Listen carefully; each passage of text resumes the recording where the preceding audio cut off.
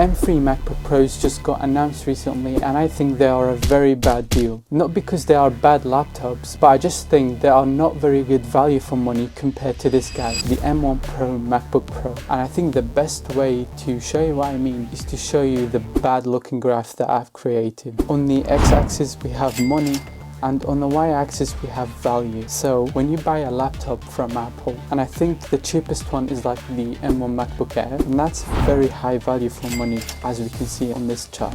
And even if you keep spending, you're still getting a lot of value up to a certain point, and then the more you spend, it's not really going to be a lot of value. And although I think the M1 is like enough for 99% of people, it's really powerful, but I was like, I'm willing to invest in this because I think this laptop will last me for like 5 years, 6 years. So I'm willing to spend the extra money for a more luxurious experience. So I was looking for that point before the line decreases and you're basically spending money with no value. And I think at this point comes the M1 Pro MacBook Pro. And of course this graph will look different for different people, but I think this graph applies for like 90% of people. So basically what I'm trying to say is that the M1 Pro MacBook Pro is like the sweet spot where you spend in the most value for money. I got this laptop for like £1,200, something like that, from a website called CEX.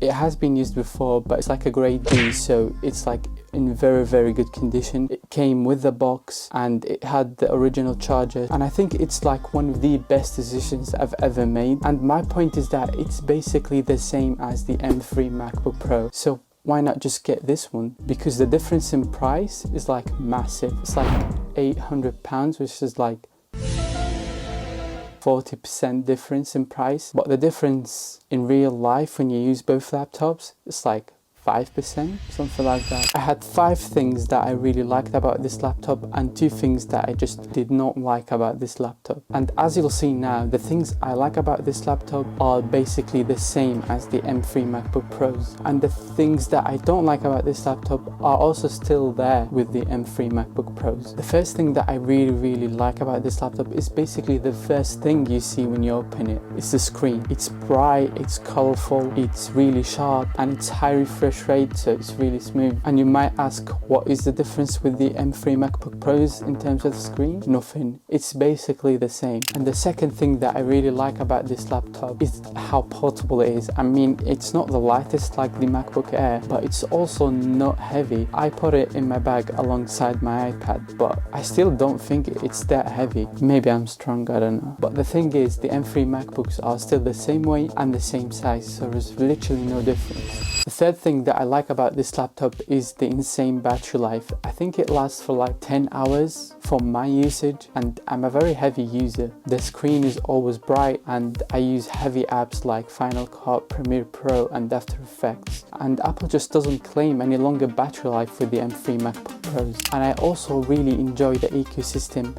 and how it's integrated with the other devices, especially with the iPad actually, because you can use the iPad as a secondary screen and you can use universal control. It's just really useful to have a second screen sometimes. And if you get the M3 MacBook Pros, it's the same experience. But the thing that might be different is power. Now, Apple claims like 40% more powerful, but in day-to-day life, you're not really gonna notice any difference. Again, I use this machine for editing, for graphics design, and I always have like a million apps open, and I've never seen it struggle whatsoever. But there are 2 things that I didn't really like, and the first one is that, you know how there's like a sharp edge on the side of the MacBooks where you rest your wrists?